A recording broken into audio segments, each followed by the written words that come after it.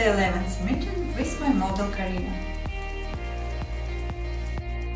I remember Sophia Loren's phrase: if a young woman is beautiful but is not used to taking care of herself in a regular manner, then over time she will lose her beauty.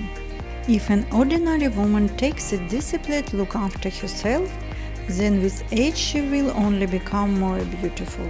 Without any doubts, Karina has noticed a positive dynamic of our treatment, which gives a clear understanding of how important full home prescriptions are. Moreover, this is 80% of our success in the treatment of various pathologies.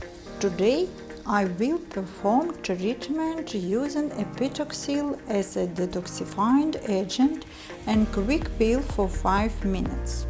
By the way, it contains the bark of the Ceylon cinnamon tree, which has anti-inflammatory, antiviral and antifungal effect.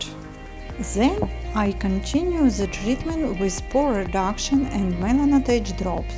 Significant part of DMK treatment is enzyme therapy as unique oxygen therapy. After that, I am finishing with transepidermal skin nutrition.